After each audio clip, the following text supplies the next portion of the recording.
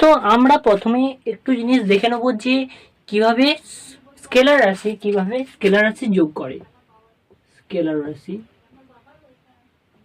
কিভাবে যোগ করে।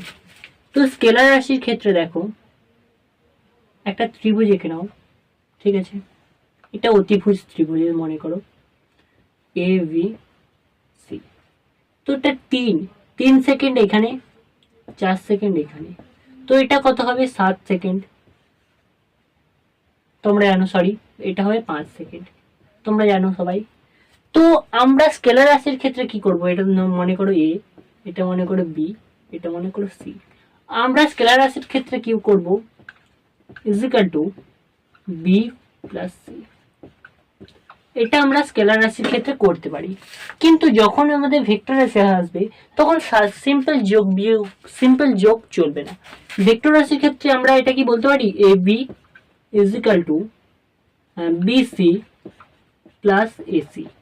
আমরা এটা বলতে পারি না, কারণ ভেক্টর রাশির ক্ষেত্রে সাধারণ যোগ চলে না। ভেক্টর রাশির ক্ষেত্রে এটাকে বলে লব্ধি, ঠিক আছে, এটাকে বলে লব্ধি, ঠিক আছে। ভেক্টরের ক্ষেত্রে কি বললাম, ভেক্টরের ক্ষেত্রে সাধারণ যোগ চলে না। ভেক্টরের ক্ষেত্রে আমরা ভেক্টরের শুধুমাত্র লব্ধি বের করব। তো ভেক্টরের লব্ধি তোমরা নিশ্চয়ই দেখতে পাচ্ছ। তো ভেক্টরের লব্ধি কেমন হবে দেখো, মনে করো এটা একটি বস্তু, অবজেক্ট, ঠিক আছে।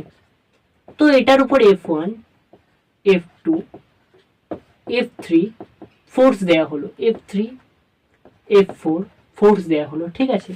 এদিকে ডিরেকশনটা এদিকে, ঠিক আছে।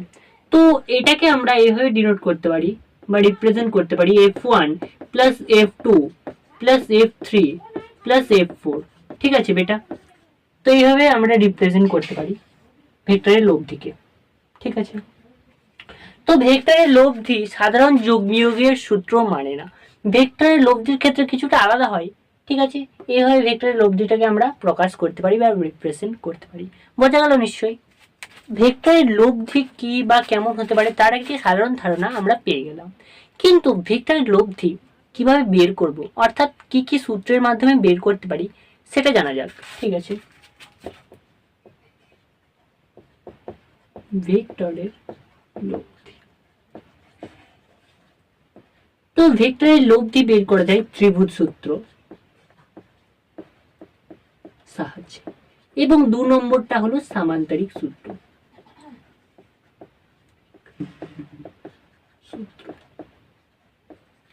এই দুই সূত্রের মাধ্যমে আমরা ভেক্টরের লব্ধিটিকে বের করতে পারব। প্রথম সূত্র হলো ত্রিভুজ সূত্র, তারপরে হলো সামান্তরিক সূত্র। এই দুই সূত্রের মাধ্যমে আমরা ভেক্টরের লব্ধিকে প্রকাশ করতে পারি, ঠিক আছে। তো ভেক্টরের লব্ধি বের করার নিয়মটা আমরা এর পরে ক্লাস